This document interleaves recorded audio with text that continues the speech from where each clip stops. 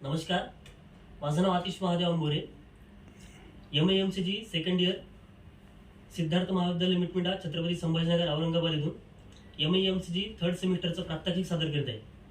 तर आपल्यासोबत आज चर्चा करण्यासाठी कायदेतज्ञ म्हणून ॲडव्होकेट कृष्णदीप सूर्यवंशी सर आहेत. त्यांच्याशी आपण आज कायद्याविषयी चर्चा करणार आहोत. नमस्कार सर. नमस्कार. सरांना मी आज पहिला प्रश्न विचारतो की सर, तुम्हाला LLB या क्षेत्रात म्हणजे LLB करण्यामागची काय प्रेरणा होती किंवा तुम्हाला या क्षेत्रामध्ये येण्यासाठी काय कारण होतं हे थोडक्यात तुम्ही सांगा 2 मिनिटात.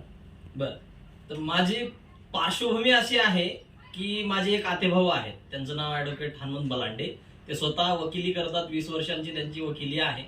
आणि दुसरं प्रेरणास्थानाबद्दल जर बोलायचं झालं तर सगळ्यांचंच प्रेरणास्थान किंवा भारतीय युवकांचं म्हणा किंवा जगभरातल्या लोकांना प्रेरणास्थान म्हणून डॉक्टर बाबासाहेब आंबेडकर आहेत, जे की स्वतः बॅरिस्टर होते. आता याच्यापेक्षा मोठं प्रेरणास्थान असू शकत नाही. मी त्यांच्याकडे पाहून केलेलं आहे. ठीक आहे सर, आजच्या कायद्याच्या तज्ञमध्ये म्हणजे कायदेतज्ञ म्हणून तुम्हाला आज लोकशाहीमध्ये चालत असलेली सध्या लोकशाहीची वाटचाल हुकुमशाहीकडे चालत असलेली आहे. हे आपण आज दररोज टीव्हीच्या माध्यमातून, बातम्यांच्या माध्यमातून किंवा किंबहुना आपण लोकांचे मूलभूत हक्क यावर येणारी गदा यावर आपण काय सांगू शकाल? तुम्ही मला असा प्रश्न विचारला आहे की आपल्या देशाची हुकुमशाहीकडे वाटचाल चालू आहे.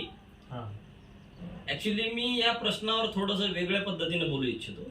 तुमचा प्रश्न थोडा आपण सुधारित करू की हुकुमशाही म्हणण्याऐवजी आपल्याला सगळ्यांना माहिती आहे की भारत देशामध्ये संविधान लागू आहे. संविधानानुसार आपल्या देशाचं राज्य चालतं. इथं लोकशाही आहे. अजूनही आपल्या देशामध्ये कोणत्या तरी एका विशिष्ट पक्षाचं लोकशाही मार्गाने निवडणुकीच्या माध्यमातून निवडून आलेलं सरकार, कायदेशीररित्या निवडून आलेलं सरकार इथं आपल्या इथं कार्यरत आहे. तुमची नाराजी असू शकते, आपल्याला तो देखील हक्क घटनेनंच दिलेला आहे की ज्या पद्धतीचे निर्णय आज अलीकडे घेण्यात येत आहेत किंवा ज्या पद्धतीचं सरकार काम करत आहे किंवा जो लोकशाहीचे जे 3 स्तंभ आहेत आणि तुमचा जो 4था स्तंभ म्हणून पत्रकारिता आहे, या 3 स्तंभांवरती जेव्हा आपण विचार करतो तर लेजिस्लेचर म्हणजेच कायदे मंडळ, एक्झिक्युटिव्ह म्हणजेच कार्यकारी आणि ज्युडिशियरी म्हणजे न्यायपालिका, हे 3 स्तंभ एकमेकांवरती इंटरडिपेंडंट आहेत आणि ते एकमेकांना पूरक असे कामं करतात. आता तुमचा प्रश्न जो आहे तो विद्यमान सरकारच्या थोडंसं अनुषंगानं प्रश्न तुम्ही विचारलेला आहे. जगभरामध्ये वेगवेगळ्या प्रकारच्या शासन प्रणाली आहेत. त्यातली एक आपली भारतीय लोकशाही आहे. काही राज्यांमध्ये किंगडम किंवा किंगशिप ज्याला म्हणतो आपण, राजेशाही पद्धत आहे. तुम्ही गल्फ कंट्रीज किंवा मुस्लिम कंट्रीजमध्ये जर विचार केला तर तिथं अजूनही हुकुमशाही आहे. जर्मनीला हुकुमशाही होती जसं हिटलरच्या काळामध्ये, किंवा दुसरं एक मॉडिफाय व्हर्जन असं असतं. हिटलरचं जे होतं ते प्युअर हुकुमशाही होती. हुकुमशाहीच्या आणि लोकशाहीच्या मधोमध आणखी काही वेगळ्या शासन प्रणाली आहेत, जसं स्टॅलिनचं किंवा गोरोबाचीवचं किंवा आजचा जो किम जॉन आहे. किम जॉनला तुम्ही 100% हुकुमशहा म्हणू शकत नाही. किंवा चायना जे आजची जी परिस्थिती आहे, चीन या देशामध्ये ते स्वतः चायनाला चायना रिपब्लिक म्हणतात, परंतु तिथं लोकशाही नाही. लोकशाहीचा अर्थ काय आहे? ज्या ठिकाणी मी आता उल्लेख केल्याप्रमाणे कायद्यानं प्रस्थापित करून लोकशाहीच्या माध्यमातून लोकांनी निवडून दिलेलं जर का सरकार असेल तर तिथं लोकशाही असू शकते, प्रजासत्ताक असू शकतं, लोकशाही प्रजासत्ताक असू शकतं. पण चायनामध्ये तसं होत नाही. आपल्या देशाची परिस्थिती, आता मी आपल्या देशाकडे येतो, थोडंसं त्याच्यावरती मला प्रकाश टाकावासा वाटला. गोरोबाचीवचा मी उल्लेख केला किंवा स्टॅलिनचा उल्लेख मी केला. त्यानंतर जे लेनिन झाले, लेनिन, स्टॅलिन किंवा गोरोबाचीव, ची गोवेरा, या याला म्हणतात प्रेसिडेंट, एक छत्री अंमल किंवा एकच व्यक्तीनं सगळे निर्णय घ्यायचे, है ना, एका व्यक्तीनं सगळे निर्णय घ्यायचे. आपल्या देशामध्ये मंत्रिमंडळाचा कलेक्टिव्ह निर्णय असतो. तुमच्या प्रश्नातून मला असं दिसून आलं की आजकाल एक विशिष्ट व्यक्तीच किंवा काही नेमके 4 व्यक्तीच आपल्या देशाचे निर्णय घेत आहेत. किंवा सुप्रीम कोर्टानं जो निर्णय दिला त्याची प्रत्यक्ष 100% अंमलबजावणी होत नाही, हा. असा तुमचा रोष किंवा तुम्हाला या प्रश्नाच्या माध्यमातून हे जाणून घ्यायचं आहे. तर माझं म्हणणं असं आहे की आपल्या देशामध्ये अजूनही लोकशाहीच आहे. थोडेफार जे काही डिसिशन्स असतील किंवा जे कायदे बनवण्यात येत असतील किंवा वेगवेगळे ऑर्डर्स नोटिफिकेशन जारी करण्यात येत असतील किंवा सामान्यांचे प्रश्न असतील म्हणा, या प्रश्नांवरती सध्या आज तागायत तरी काही अंशी थोडंफार कायद्याच्या पलीकडे जाऊनही सरकारला कधी कधी काम करावं लागतं.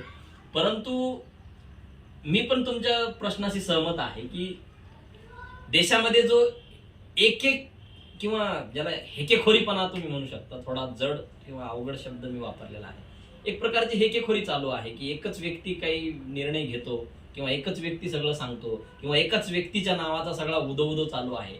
हे लोकशाहीला पूरक नाही किंवा संविधानाला देखील हे मान्य नाही. हे कुठंतरी थांबलं पाहिजे. बरोबर आहे. सर, यातूनच तुम्ही आता उल्लेख केला की लोकशाहीचे 4 स्तंभ, लोकसभा, राज्यसभा आणि आणि न्यायमंडळ, आणि चौथा जो स्तंभ आहे तो आमचा पत्रकारितेचा स्तंभ आहे, म्हणजे पत्रकारिता, प्रसार माध्यमांचा स्तंभ. तर तुम्ही कायदेतज्ञ म्हणून आज या लोकशाही प्रधान देशामध्ये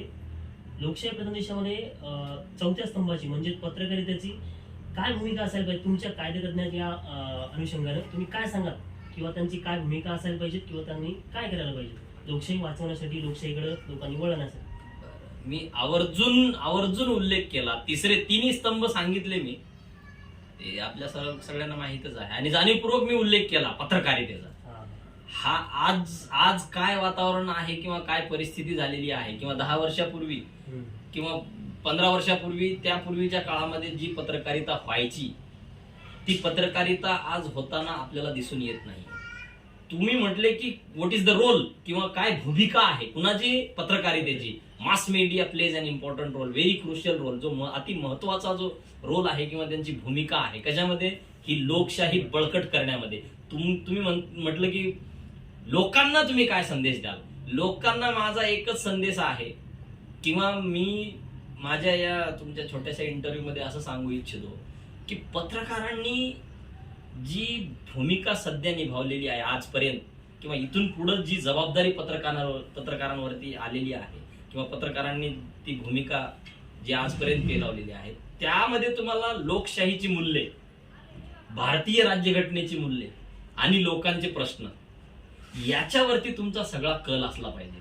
तुमचा कल सरकारवरती नसला पाहिजे किंवा सरकारचा उदो करण्यामध्ये तुम्ही आपला वेळ वाया घातला नाही पाहिजे, जेणेकरून तुमच्या पत्रकारितेचा जनसामान्यांना उपयोग होईल.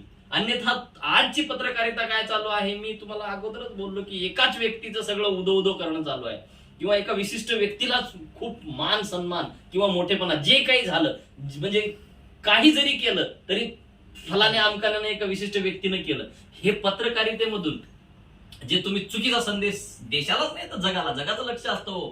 तुमच्या देशाचा मास मीडिया काय कशा पद्धतीनं काम करू लागला याच्यावरती पूर्ण जगाचं लक्ष असतं. आणि ज्या पद्धतीची कलम या देशामध्ये तुमच्या हातामध्ये दिलेली आहे, तुम्ही ती कलम जशा पद्धतीनं चालवसाल तशा पद्धतीनं हा देश घडत जाईल. म्हणून अवश्य तुम्ही सरकारकडे तुमचं आवर्जून लक्ष असलं पाहिजे, परंतु ऍज अ वॉच डॉग कशाला म्हणतात की तुम्ही त्यांच्यावरती लक्ष ठेवून असलं पाहिजे की सरकारनं काय चुकीचं केलं हे जगाला किंवा लोकांना तुम्ही दाखविणे, लोकांपुढे मांडणे, लोकांना समजावून सांगणे हे पत्रकारितेचं काम आहे.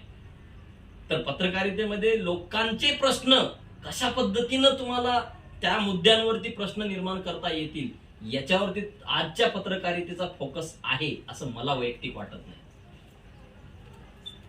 बरोबर सांगितलं सरांनी.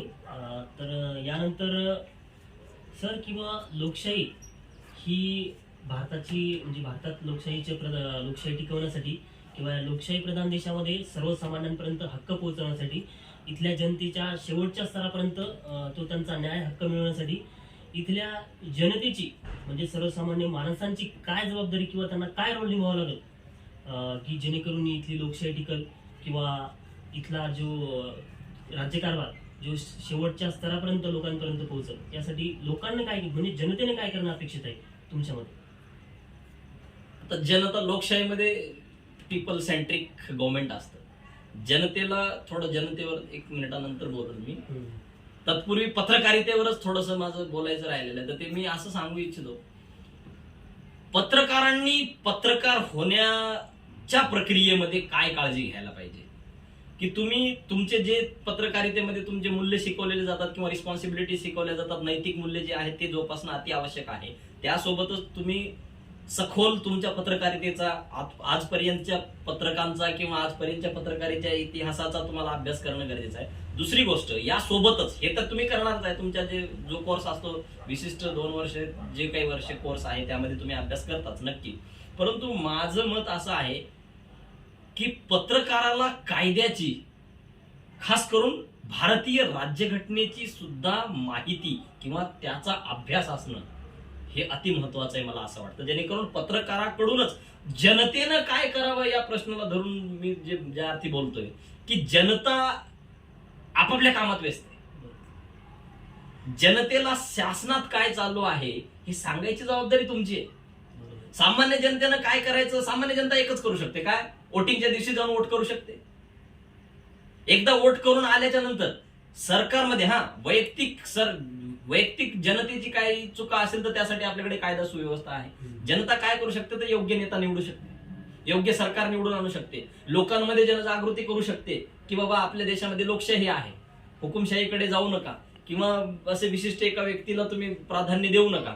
तर आपल्या इथं जनतेचा रोल एवढाच आहे की योग्य त्या ठिकाणी, योग्य त्या वेळी, योग्य त्या व्यक्तीला निवडून आणणे आणि त्या माध्यमातून ऑटोमॅटिकच इथं लोकशाही नांदेल. ठीक आहे.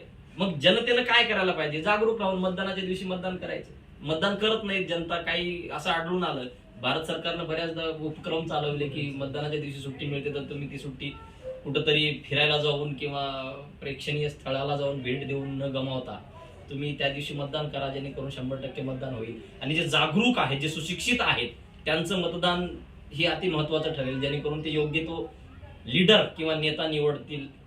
परंतु पत्रकारिता, जनता, हे तुम्ही जसं तुम्ही माझ्यासोबत चर्चा सुरू केली ना तेव्हा म्हटलं की तुम्ही आपण लोकशाही आहे. लोकशाहीमध्ये प्रत्येक व्यक्तीनं आपापली भूमिका आपापल्या पद्धतीनं कायद्याला कशी पूरक ठरेल अशा पद्धतीनं ती निभवायची असते.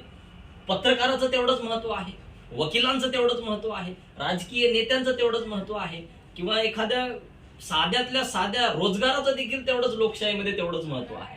मग प्रत्येकानं आणि जनतेनं काय करायला पाहिजे, जनतेनं म्हणण्यापेक्षा तुम्ही मला थोडं असं म्हणायचं आहे की जे कायद्याचे जाणकार आहेत किंवा जे कायदा क्षेत्रामध्ये आहेत, पत्रकारिता क्षेत्रामध्ये आहेत, सुशिक्षित म्हणून आहेत किंवा जे लोकशाहीचे मूल्य ज्यांना माहिती आहेत, अशा लोकांनी, मला असं म्हणायचं नाही काही लोकांना माहिती नाही, ही परिस्थिती सत्य आहे की लोकशाहीच कशाला म्हणतात. आता तुम्हाला बाबासाहेबांबद्दल एक स्टेटमेंट इथं देऊ इच्छितो मी की बाबासाहेबाला जेव्हा एका लंडनच्या पत्रकाराने विचारलं, इंग्लंडचा जो पत्रकार होता, की आंबेडकर तुम्हाला काय वाटतं की या देशामध्ये आता तुम्ही लोकशाही वगैरे रुजवली तर इथं लोकशाहीची पाळंमुळं कितपर्यंत रोवू शकतात किंवा काय तुम्हाला वाटतं.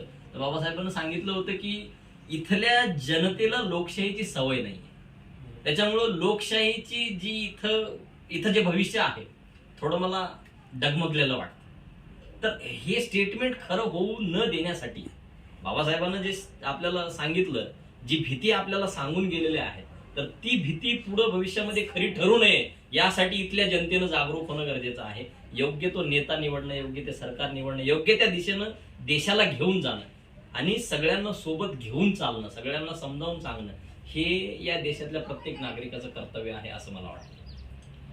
बरोबर आहे. सरांनी आपल्याला एकदम विस्तृतपणे लोकशाही टिकवण्यासाठी प्रत्येक क्षेत्राला, म्हणजेच किंबहुना कोणीही असो तर प्रत्येकाची जबाबदारी या लोकशाहीमध्ये काय असावी आणि लोकशाही टिकवण्यासाठी प्रत्येकानं कशी जबाबदारी आपल्या स्वतःहून केली पाहिजे यासाठी अतिशय मार्गदर्शक पण सरांनी सांगितलेलं आहे. त्यासाठी आता या ठिकाणी आपण चर्चा इथंच थांबवत आहोत. धन्यवाद सर. धन्यवाद.